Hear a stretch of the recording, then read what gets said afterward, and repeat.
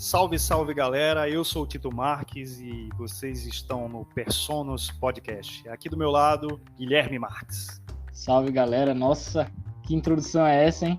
Me senti até algo importante. Mas Você de casa. Vamos comentar hoje mais um pouquinho de Marvel. Mas antes de tudo, Tito, a gente tem que fazer uma pausinha aqui para agradecer ao nosso amigo aqui, parceiro do podcast, Ismael, nosso artista. Ismael, um abraço aí, muito obrigado. Pessoal, sigam ele nas redes sociais. É um grande artista, roteirista, músico. Sigam ele aí e vamos que vamos. Abração, Ismael. Então, cara, a gente já pode começar aí a falar de WandaVision? Manda, desce a lenha. Só para contextualizar, né? O WandaVision foi um marco, de certa forma, na televisão, né? Nos streams, porque a Marvel Studios consolidou o nome dela no cinema, né? Mais de 20 filmes aí e só crescendo, né? Tantos filmes e agora séries aparecendo, e ela foi logo a primeira, tinha aquele quê de curiosidade, e acho que lançamento semanal ajudou bastante, né, para criar aquele hype e fazer todo mundo conversar, né, a respeito dela. Cara, diga-se de passagem, né, o formato da Netflix, que libera toda a temporada, todos os episódios de uma temporada de uma série, foi bastante interessante e inovador, né, só que tira toda a graça daquela expectativa, né? Você fica maratona, você consegue maratonar sozinho ou com quem você tiver em casa, né? Disponível. Só que, tira toda a graça, né? Tô sendo redundante pra caramba, mas é a verdade, assim, você não tem mais aquele assunto para você conversar na hora do cafezinho, ou na hora de algum intervalo, entendeu? Perdeu o suspense, né? Você chegar, assistir um episódio hoje e sair e comentar com os amigos, né? Em redes sociais. No formato da Netflix é ruim nesse sentido, né? Você solta todos os episódios de uma vez e comenta ali, passa e esquece, né? Nesse sentido, a Disney teve uma visão bacana, né? Para manter o hype, né? Ao redor da série. Uma coisa bacana também, né? Da série é que ela, pela primeira vez, assim, desde muitos filmes, beleza que antes veio o Ultimato e tinha feito todo aquele evento que foi, mas no que diz respeito à série em si, ela veio com uma proposta muito bacana e já chutou, assim, a porta só pelo visual, né? Ela veio com um formato diferente, cada semana era uma década, né? Uma homenagem a uma década de sitcom, né? Diferente, anos 50, anos 60, homenageava algumas séries que fizeram história nos Estados Unidos, né? E ela foi bem arriscada nesse sentido, né? Realmente, ninguém sabia de saída o que eles queriam, o que eles estavam pretendendo com aquilo, né? E foi uma grata surpresa, porque assim, pelo visual, né, você estranha, né? Assim, é um seriado do nosso tempo, com um visual antigo. Como é que foi? Que ligação foi essa que eles fizeram com o tempo dos seriados antigos, com as sitcoms antigas? O que é que isso tem a ver? E depois foi esmiuçado, né? Como tem que ser feito.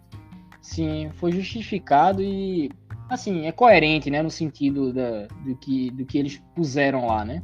Isso é uma coisa que eu achei muito interessante nessa série, né? Ela foi muito arriscada, explorou muitos conceitos novos, abordou, né, conceitos novos que não eram trabalhados na Marvel, porque a gente viu, né, a Wanda sendo trabalhada como uma personagem muito fragilizada e dessa vez ela estava muito estável, o que contribuiu, né, para toda a trama e os eventos que sucederam isso, né? Teve o lance do Visão Branco que eu achei excelente. A gente vai comentar um pouco mais a respeito, mas o que me encantou com WandaVision? Ela abriu portas, né, para que as outras séries que viriam a seguir, como por exemplo o Loki e o What If, pudessem ter uma possibilidade, né, maior. Eu acho que eles foram muito assertivos nesse sentido.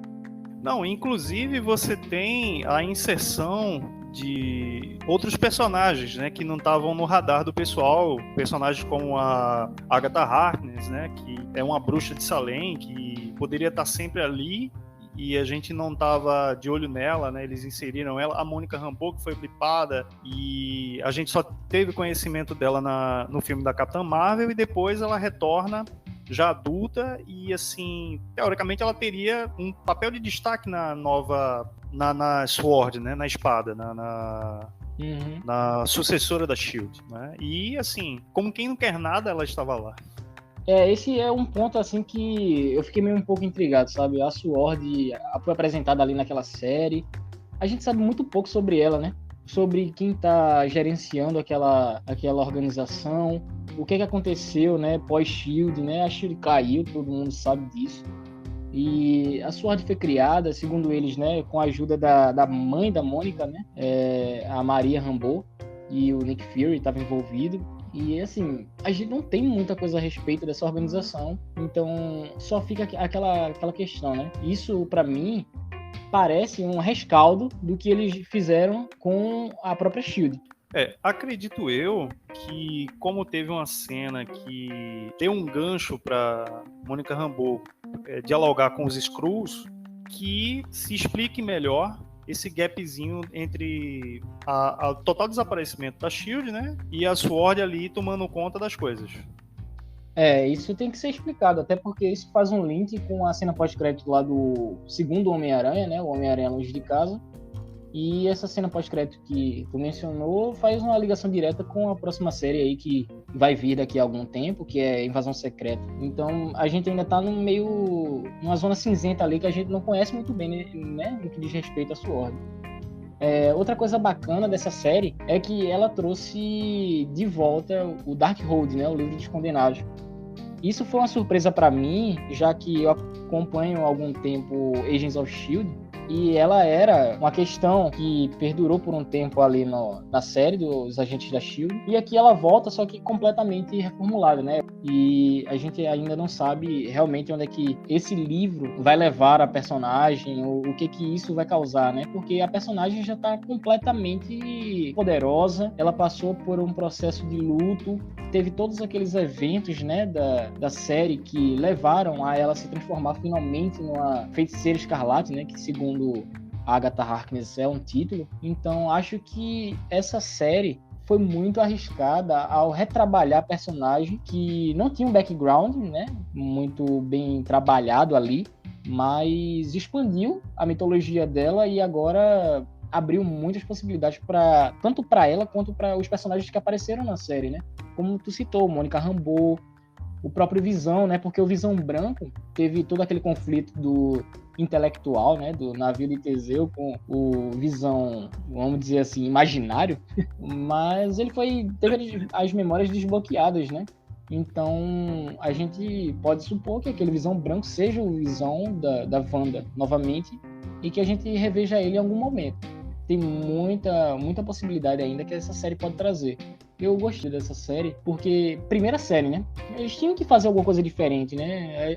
A gente gosta da Marvel e tal, mas vamos combinar que tem uma formulazinha ali que eles usam em muitos filmes e tava precisando dar uma revigorada, né? Realmente. Agora sim, muitas perguntas ficaram ali em aberto, né? Eu mesmo me pergunto, onde foi parar o Visão Branco? Né? A Agatha Harkness, né? Vai ter um seriado dela, né? Pelo menos está anunciado que está em produção. Vai tratar do quê? Do passado, do presente, do futuro, né? Dela. E assim, quem é Ralph Bonner? Essa foi a maior trollada, né, dessa série. Todo mundo ficava querendo ver o diabo em tudo que era lugar, né? Mephisto. O diabo tá nos pequenos detalhes, né, meu filho? A Agatha vivia dizendo, né? Não, porque meu Ralph, e ninguém dava nada. De repente aparece o Mercúrio, né? Que o ator era o que fazia o Mercúrio realmente, só que na saga dos X-Men, né? Não tinha nada a ver com a Marvel Studios. Reciclaram um ator para fazer o mesmo personagem, só com uma versão fake do personagem. Que trollada a Marvel fez, e isso eu fiquei meio bolado, sabe? Eu me senti traído pela Marvel. Também estranho aí, mas assim, eu achei que foi satisfatório o desfecho que deram pra ele. Não foi ruim, não. Não, foi não. Mas acho que, por enquanto, sobre WandaVision, a gente tem muita coisa boa pra falar. Foi uma série que mudou o jeito que a Marvel tava planejando fazer as séries, porque você pode ver aí as séries que saíram, né, no ano passado e as próximas que virão têm grandes propostas, né, tem propostas muito diferentes, inclusive a What If, que a gente ainda vai comentar a respeito, foi uma animação e tá inserida no cânone da Marvel, né, então ela foi uma boa porta de entrada nesse sentido. Pronto, na sequência, a gente teve a estreia do caso de Falcão e o Soldado Invernal, uma dupla improvável, né? E, cara, 5 anos após o Blip, o Buck em terapia, o Sam do escudo, pra mim eu fiquei, o que é isso, cara? Realmente, assim, eu vou comentar contigo que eu não sabia o que esperar dessa série, até porque eu, particularmente, não achava o Falcão lá grande coisa, mas eu sei que ele era um parceiro muito bacana pro Steve Rogers, né? E toda aquela interação que houve lá em Guerra Civil é resgatada aqui, né? Do Bucky com o Falcão. E aqui eles acertaram, velho. Eu achei que não teria uma trama que conseguisse amarrar os dois bem em uma narrativa assim, né, que fizesse jus aos dois personagens e ao mesmo tempo engrandecesse o personagem do Sam para que ele realmente viesse a se tornar o Capitão América de fato, né? Começa com ele doando escudo, com problemas familiares, né? Tem o aprofundamento, né, na família dele lá, a irmã, né, e os sobrinhos, e o Bucky tentando se redimir do seu passado sombrio. E no fim, essas coisas são postas de lado, não de uma maneira ruim, para que eles enfrentem, né, os apátridas, que eram aqueles terroristas lá, com força sobre-humana, e tinha a ver tudo com o soro, né, de super soldado e tudo mais. E isso levou a que eles se unissem para enfrentar um inimigo em comum. E isso trouxe muito dos personagens para o campo de batalha e para a construção de personagens, desenvolvimento de personagem, né, tanto deles quanto de outros personagens que foram inseridos na trama, né, tipo, resgataram o Barão Zemo. O Zemo foi uma coisa interessante, foi uma peça interessante ali, que tudo bem, a gente pode até se questionar o fim que teve, né, na série do personagem, mas a gente não pode negar que ele foi uma peça fundamental para o desenvolvimento dos dois personagens. Outra personagem é a Sharon Carter, que para onde é que aquela personagem vai? O que aconteceu realmente com ela, né? A personagem simplesmente se perdeu na vida dela, porque, cara, não condiz com o histórico, né, da personagem, o histórico da família dela, né? A Peggy Carter era tia dela, né? Mas a melhor coisa dessa série foi o embate do John Walker, né? Que personagem ótimo para fazer uma contrapartida com o Sam. O personagem é bem controverso. De princípio, ele não foi escolhido pelo Steve Rogers, né? Ele foi escolhido pelo governo americano e ele tinha até boa vontade. Ele era patriota, ele queria fazer o melhor pelo seu país, né? Queria servir, só que ele não estava preparado realmente para isso.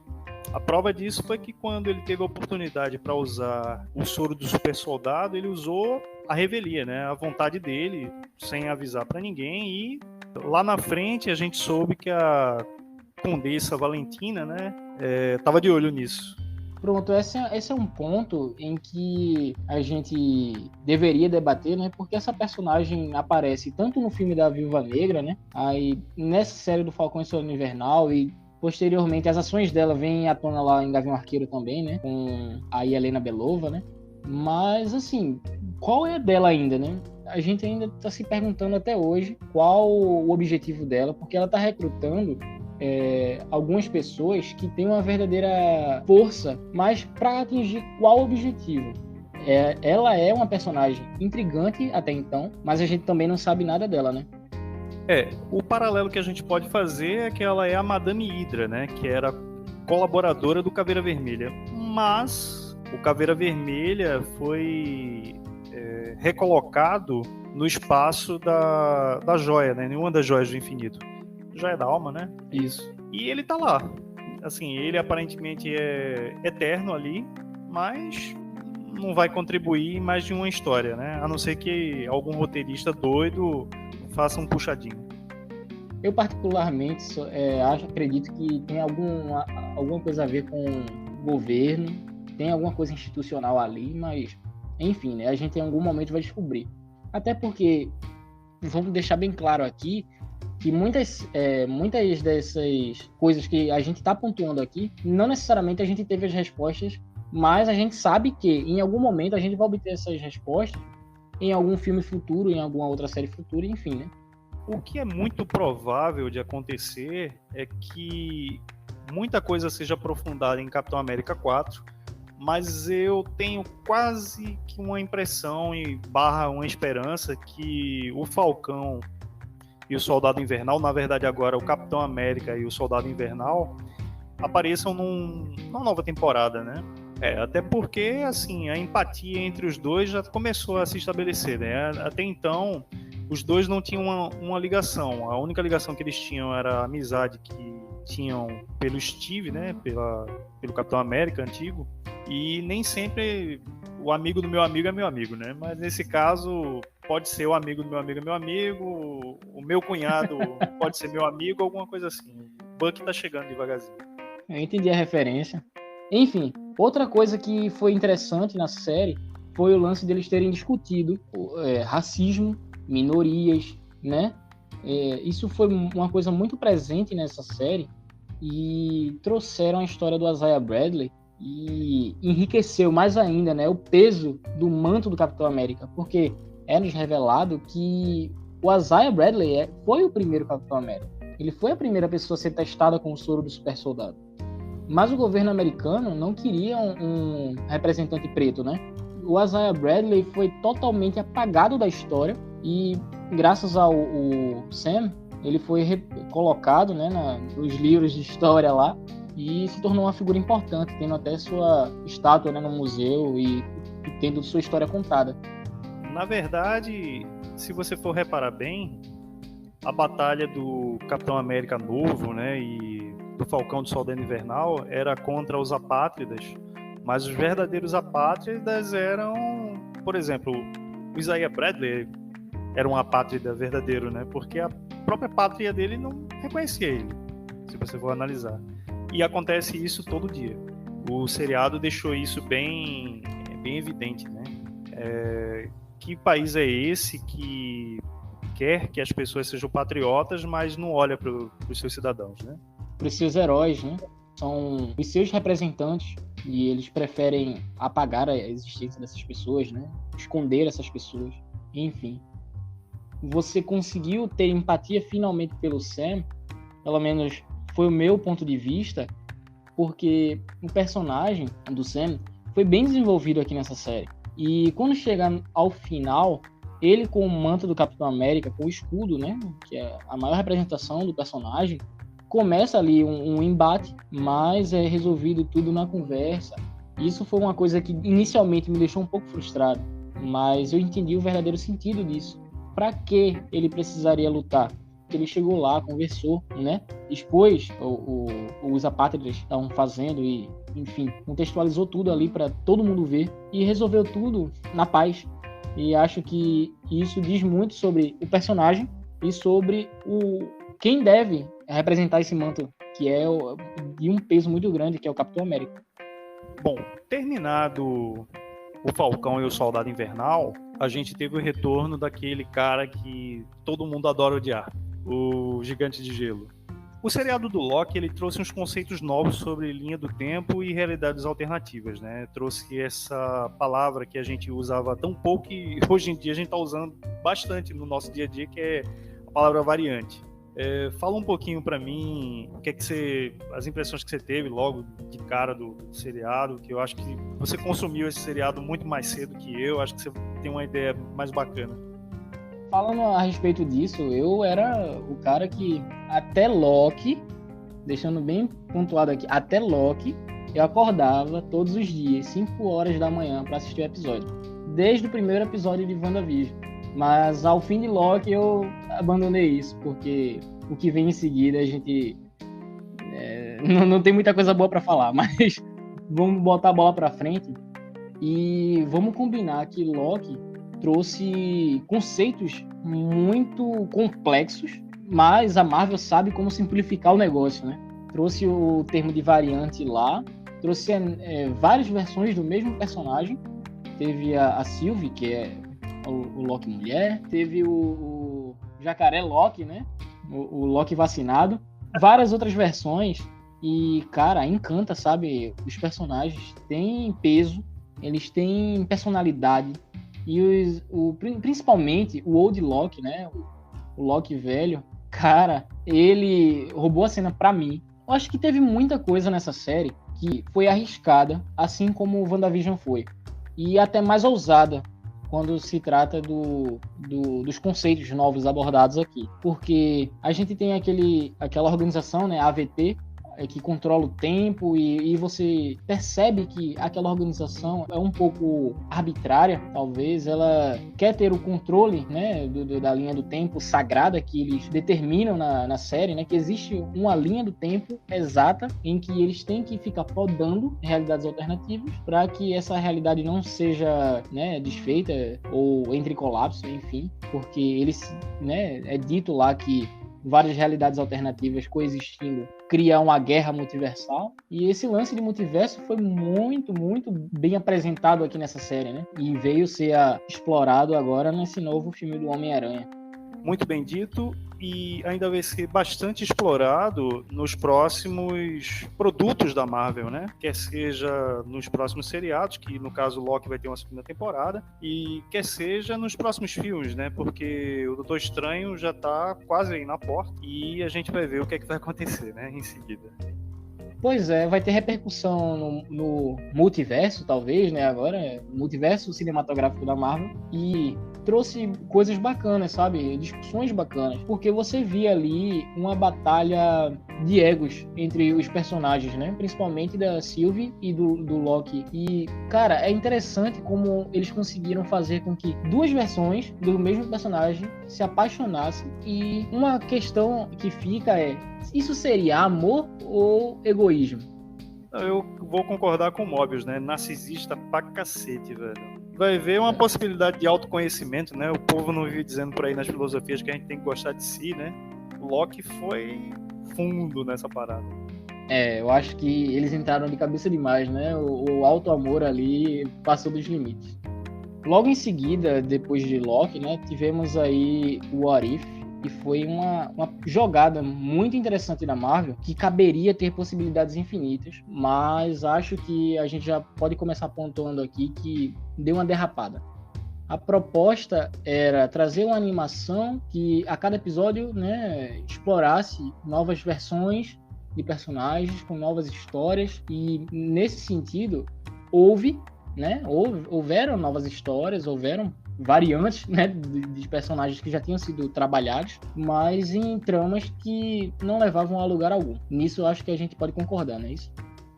Perfeito. Com exceção de 2 episódios que eu gostei muito, que foi o Doutor Estranho e o Atu contra o Ultron, eu, assim, em geral a série me decepcionou bastante. Eu acho que foi bastante equivocado alguns rumos que eles tomaram, né? Mas assim, como a série e se acontecesse aquilo ali, talvez em outros universos, com outros roteiristas, eu teria sido melhor satisfeito.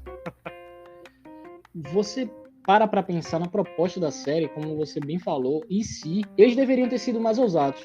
Tiveram histórias, por exemplo, como a da Capitã Britânia, né, a Peggy Carter. Foi um episódio bacana, mas para onde levou? Até então parecia uma série antológica, né? Cada episódio era uma história isolada. O único ponto em comum era o próprio ato, né, o Vigia.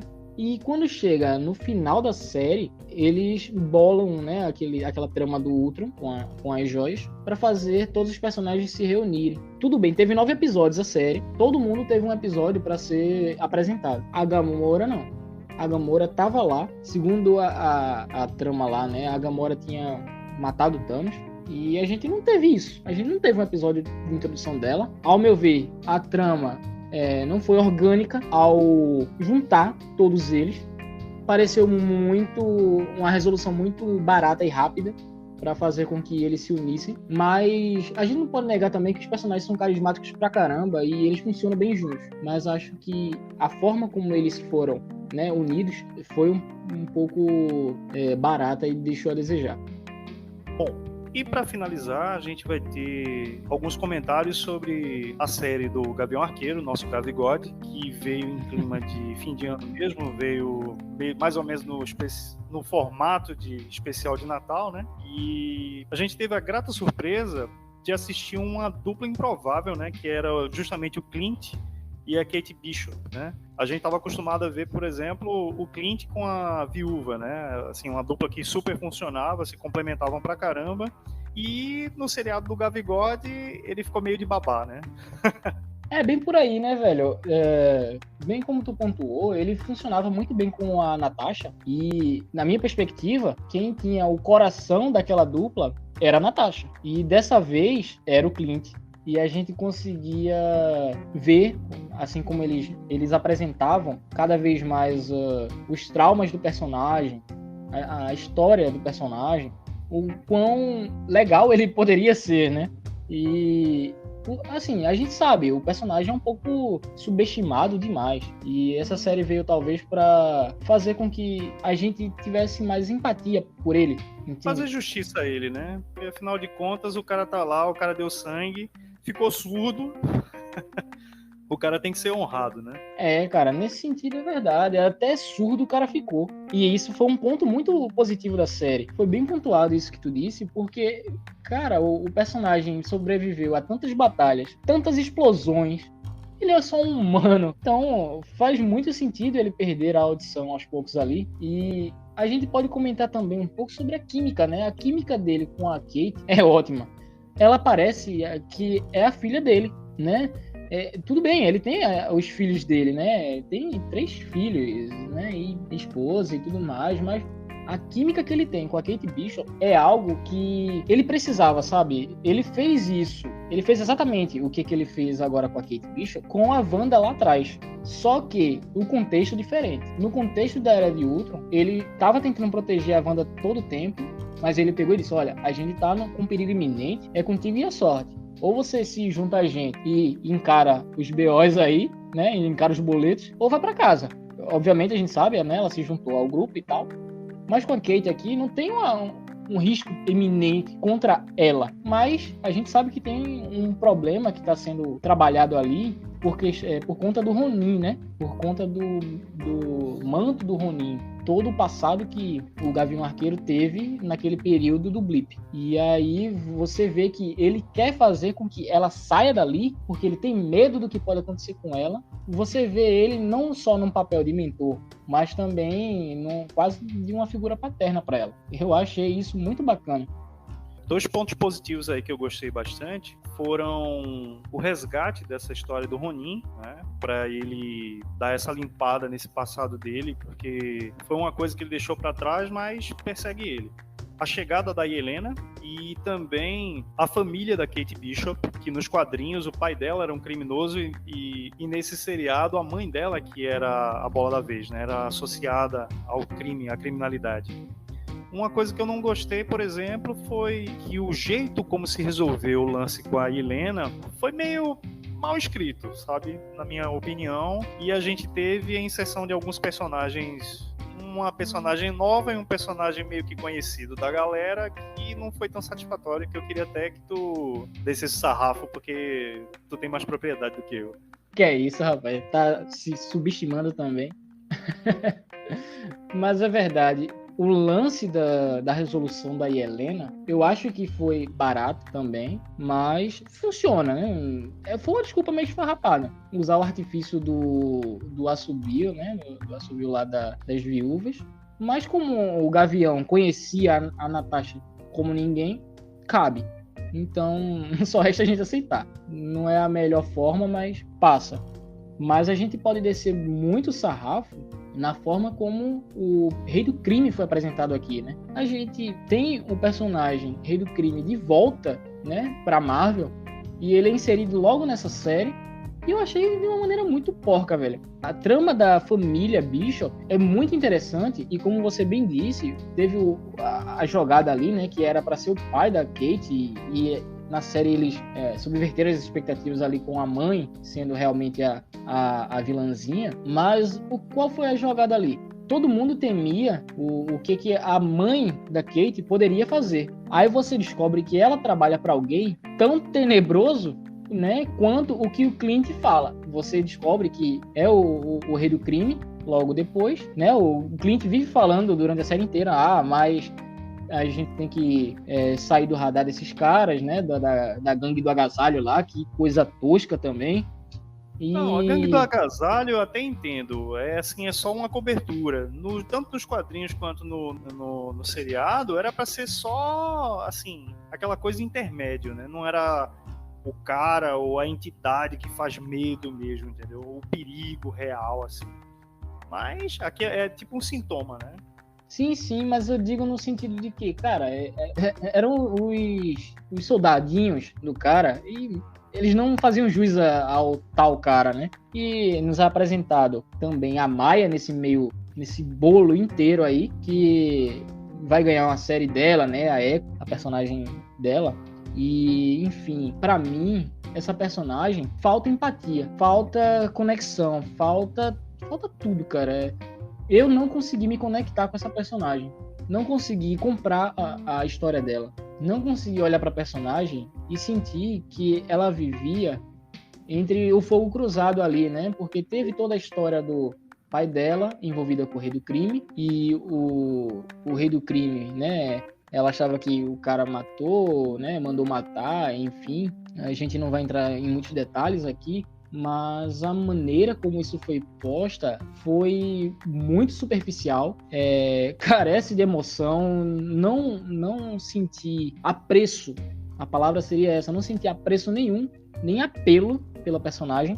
Então acho que esse é um dos pontos fracos da série, assim como o plot twist da família Bishop. A Eleanor, né, a mãe da Kate Bishop, era supostamente uma bambambam do crime, e de repente ela só virou um capanga do rei do crime. Rei do crime, que era muito falado pelo Clint, e você achava que era um cara que, né, iria impor respeito e medo. E, cara, o personagem chega lá de camisa florida, chapeuzinho branco, dá duas palavras ali com a Eleanor, você acha que ele vai botar o terror, e de repente o cara é derrotado até pela Kate Bishop, que falta até treinamento pra garota, e ela lança uma super flecha lá e o cara é atordoado e tal. Tudo bem, eles apresentam que ele tem super força, é enorme o cara, né? O Vincent D'Onofrio tem quase 2 metros, mas não funciona, cara, não funciona. É uma readaptação do Rei do Crime, não tem como ser o mesmo Rei do Crime daquela série do Demolidor. Assim como a gente já comentou aqui que o Demolidor é uma variante, né? Uma versão do Demolidor com o mesmo ator, né? Aqui é a mesma coisa, aqui é o mesmo conceito, é o Vincent D'Onofrio como Rei do Crime, mas é outra versão. Nem ele acha que é assim, porque o Vincent D'Onofrio foi questionado uma vez aí, e ele disse que acha que é a mesma versão e sofreu com um blip e tudo mais. Não compro, não parece ser isso. Parece um Rei do Crime muito fragilizado, não compro, não. E, enfim, a gente sabe que esses pontos são fracos na série, e embora a série tenha tido muitas coisas boas, até talvez o 4º episódio, né? A série teve 6 episódios, ela realmente teve um final que me jogou um banho de água fria ali, que me tirou de tempo ali, eu não curti, não. O final de Gavião Arqueiro, pra mim, foi decepcionante. Bom, eu achei que foi um bom entretenimento. Foi fraca, mas deu para curtir. Assim, minha leitura em relação ao que você tá falando é que você ainda prefere Esqueceram de Mim, não é? Como filme de Natal. Com certeza, mas Duro de Matar também é um filme de Natal. Pô, Duro de Matar, aí tá certo. Cara, para encerrar, eu queria propor para você que você nomeasse seu top 5 dessas séries da Marvel, Disney Marvel, né? E eu vou dar minhas opiniões também e a gente vai descer o sarrafo junto, talvez a gente concorde, blá blá. Simbora. Vamos ser bem direto aqui. Acho que ficou bem claro que gostei muito de WandaVision. Acho que ela fica no meu top 1, não vai ser novidade aí. Pelo que ela se propôs, pela ousadia que teve no formato e todo o lance, né, de de esperar toda semana a novidade, né?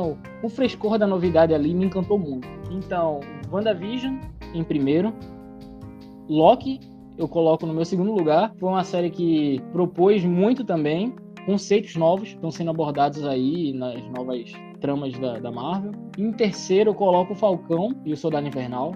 E em quarto eu coloco o Gavião Arqueiro, porque, como você bem disse, ela é uma série leve, mas ela conseguiu me entreter. Ela teve coisas bacanas ali. A gente conseguiu ter uma dimensão maior do quem era, né, o Clint Barton. O que ele sofria, né? Mas, independente do final, acho que é uma série bem bacana. E por último, com certeza eu deixo o Arif, porque, sinceramente, foi uma série que me decepcionou muito. Eu não tenho nem muito o que comentar mais, já que a gente já desceu o sarrafo nela aí, mas o Arif tinha uma proposta absurda de boa e entregou nada disso. E agora eu passo a bola para você e eu quero ouvir de você o seu top 5 das séries aí. Então, eu concordo com você, vou começar de baixo para cima para ficar um pouco diferente. Eu concordo com você que o Arif tem que ser o 5, porque prometeu muito e não entregou quase nada, né? De 9 episódios, só 2 prestaram, na minha modesta opinião. Quem quiser ficar com raiva, desculpa, gente, mas é assim, é gosto. O 4 é o Gabigode, né? Porque pra mim foi um bom entretenimento, foi leve, mas merecia ter mais cuidado e era bom que entregasse mais coisa, né? A gente se decepcionou com alguns personagens ali, mas teve um desenvolvimento razoável. Em terceiro lugar, aí é que começam as divergências da gente. Você colocou isso em primeiro, eu coloco em terceiro, que é o WandaVision. Eu acho que foi muito bem feito, mas assim, não são personagens favoritos meus. Mas principalmente para mim um ponto muito bacana foi justamente a briga entre o Visão e o Visão Branco. Cara, a aparição da Mônica Rambeau, a Agatha Harkness, entendeu? O pessoal lá aquele agente japonês do FBI, a Darcy voltando. Teve muitos pontos positivos ali, entendeu? O Mercúrio falso, um monte de coisa. A Wanda estudando Darkhold, cara, muito bem feito. Não tenho o que falar, mas não é minha favorita. Segundo, o Loki, porque, porra, a gente adora o Loki, velho.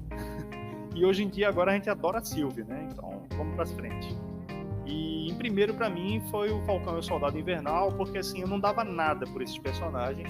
Eu sempre gostei muito do Sam Wilson, né, o Falcão, e eu tinha muitas esperanças que ele fizesse um desenvolvimento no personagem dele de Falcão. Tinha esperança que ele virasse o Capitão, mas a princípio ele recusou logo de cara, mas depois ele teve que assumir por uma necessidade, né, o país precisava dele, né, vamos dizer assim. E o Buck teve a redenção dele, tá crescendo pra caramba, o Lobo Branco, né. Eu gostei bastante. E trouxe umas temáticas muito atuais, né, essa questão do patriotismo, o que isso realmente significa, né? A questão racial, que ainda é muito presente, racial e social, né? Porque isso acaba afetando todo mundo é responsável por isso. Isso é meu top 5. Procurem seguir a gente nas redes sociais e um abração, cara. Muito obrigado aí para todo mundo que nos ouviu até agora. Nos sigam aí nas redes sociais, sigam Personas Podcast no Instagram, nos sigam no Spotify, Personas Podcast, sigam nós dois aí, o link vai estar aí na descrição, em algum lugar. Então, é isso aí, galera, a gente se vê no próximo episódio. Tchau!